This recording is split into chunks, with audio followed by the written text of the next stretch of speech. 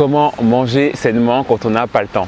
La plupart du temps, quand les gens veulent perdre du poids, ils me disent « Écoute Mams, j'ai vraiment envie de m'affiner, mais le problème c'est que j'ai pas le temps, j'ai trop de choses à gérer entre le travail, les enfants et la maison. » Et du coup, ces personnes-là n'ont plus de temps pour elles, elles mettent de côté tous leurs objectifs liés à la perte de poids et à la remise en forme. Et ces personnes s'oublient et petit à petit, elles prennent du poids lentement mais sûrement.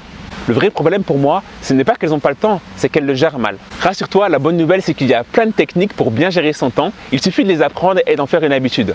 Ces techniques, elles vont te permettre d'optimiser tes journées pour que tu puisses te libérer du temps pour par exemple trouver des petites recettes ou bien faire du sport. Et donc je suis sympa, je vais t'en donner 6 rien que pour toi. Reste bien jusqu'à la fin parce que je t'ai prévu un petit jeu. Avant ça, tu as 2 choses à faire. La première, c'est de t'abonner à cette chaîne et active les notifications pour recevoir du très bon contenu sur la perte de poids sans régime.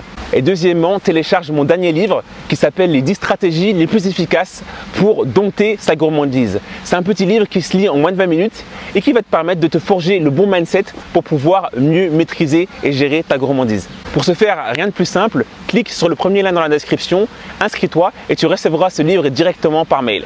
Technique numéro 1, fais la liste de tout ce qui te fait perdre du temps. Moi, mon portable, c'est vraiment une catastrophe. Je passe énormément de temps. Regarde, plus de 6 heures, c'est énorme. C'est même plus que la moyenne des Français qui est fixée à 5h07, selon une étude. En faisant la liste des éléments perturbateurs de ta journée, tu vas pouvoir les mettre de côté pour te concentrer sur ce qui est vraiment important pour toi. Et donc, tu vas pouvoir te dégager beaucoup de temps. Et donc, si tu es comme moi, mets sous contrôle le temps que tu passes sur les réseaux sociaux. Si tu ne le fais pas, tu auras l'impression que ta journée passe hyper vite, que tu n'as rien accompli et que tu auras perdu ton temps qui, par définition, n'est pas rattrapable. Technique numéro 2, fais le focus sur ta journée. Une journée, elle dure 24 heures. Je ne te l'apprends pas et ce temps n'est pas extensible. Le problème, c'est qu'il y a énormément de gens qui occupent leur journée à penser au passé ou au futur sans se concentrer sur le présent. Pour moi, ces 24 heures, c'est vraiment une opportunité qu'on te donne pour pouvoir réaliser des choses, même petites, mais qui peuvent te donner énormément de résultats sur le long terme. C'est ce qu'on appelle l'effet cumulé. Et donc, fais le focus sur ces 24 heures et pour ça, fais-toi un vrai plan de journée.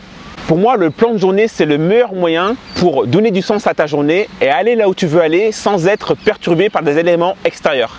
C'est exactement comme si tu prenais ta voiture pour aller par exemple de Busan à Cherbourg. Ton GPS va te dire exactement par où passer sans que tu aies besoin de prendre des détours qui vont te faire perdre un temps précieux. Par exemple, tu peux te dire, aujourd'hui, ce que je vais faire, c'est que je vais me lever, je vais aller au sport, je vais prendre mon petit déj, ensuite je prends mon repas, je le mets dans mon sac, direction de travail, etc., etc. Ce que je veux que tu comprennes, c'est que le passé n'a plus d'existence réelle et que le futur n'existe pas encore. Donc mets l'accent sur ce que tu peux maîtriser, c'est-à-dire le présent. Technique numéro 3, revois tes priorités. Fais ce qui est urgent et important et tout le reste, mets de côté, ça peut attendre. Il existe une matrice très connue et redoutablement efficace pour pouvoir gérer ses priorités. C'est tout simplement un tableau qui est composé de 4 cases construit sur 2 axes.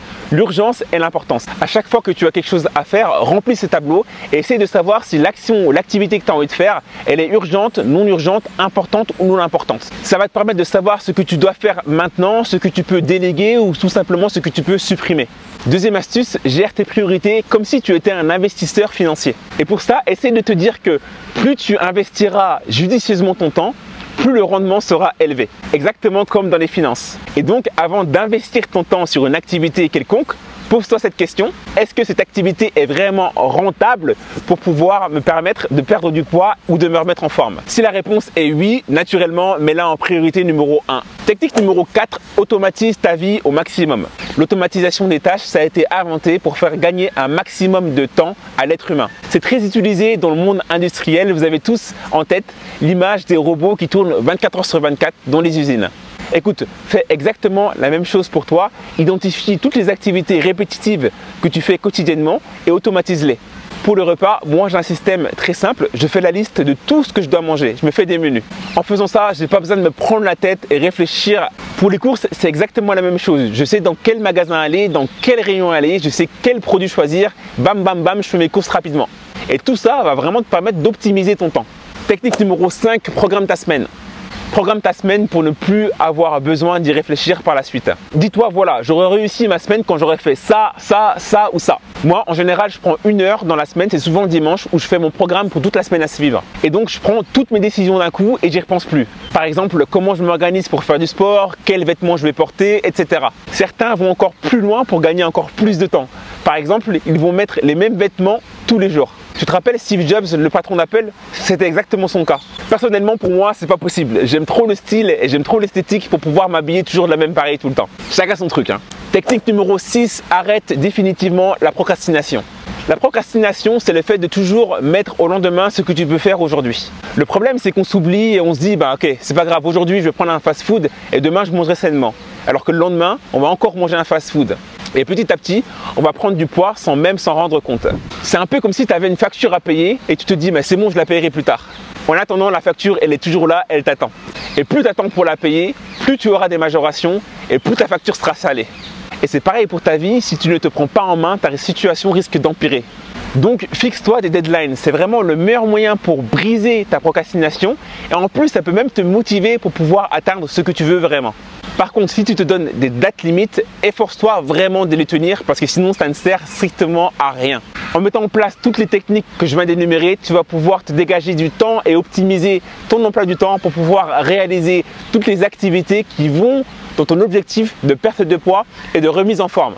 Pablo Picasso disait « L'action est la première marche vers le succès ».